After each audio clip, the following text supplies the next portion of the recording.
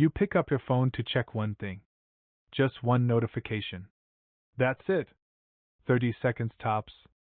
40 minutes later you look up and you genuinely don't know where they went. Sound familiar? Yeah.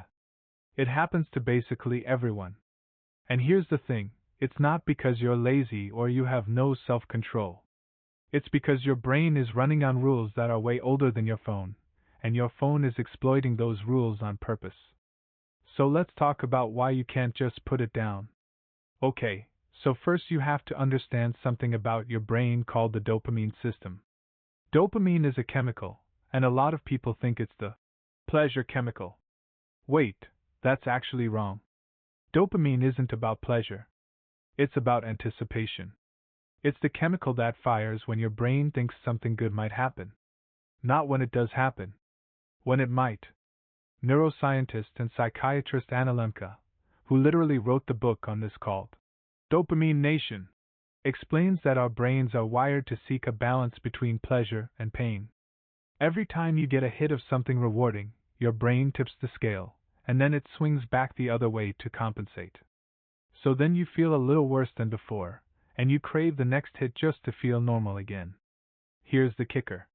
Your phone is basically a machine built to trigger that exact anticipation response, over and over, all day long.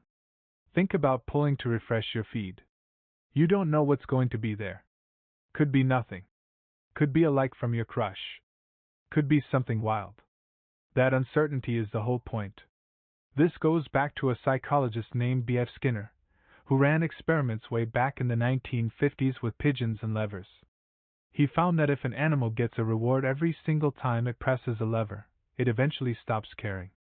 But if the reward comes randomly, sometimes yes, sometimes no, the animal presses that lever obsessively.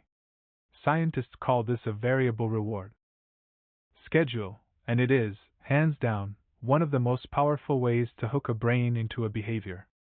Basically, your phone turned you into the pigeon, and the lever is your thumb.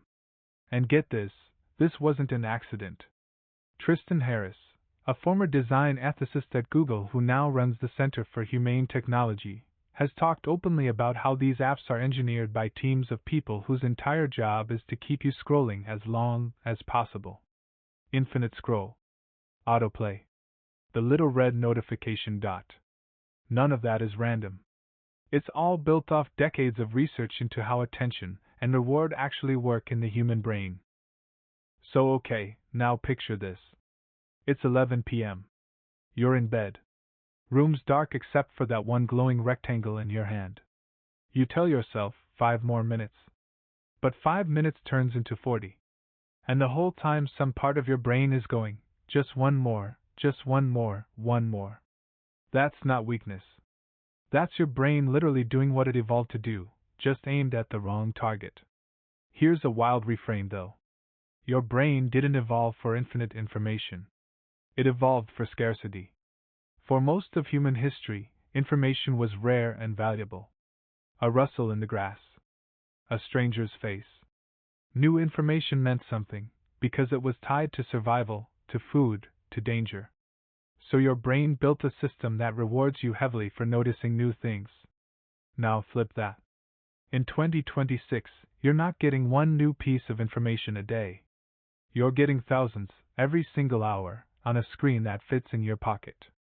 Your ancient reward system, the one built for a world of scarcity, is now drowning in abundance.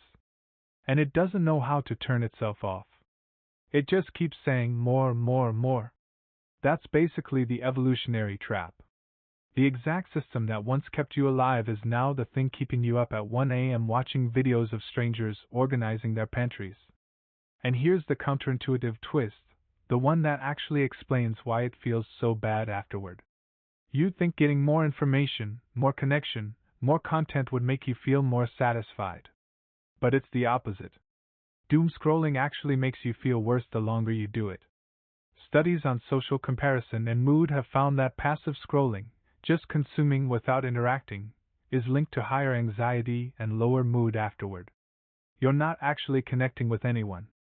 You're just watching. And your brain, remember, craves anticipation, not resolution. So it never actually feels done. There's no finish line. You just stop because you're exhausted, not because you're satisfied.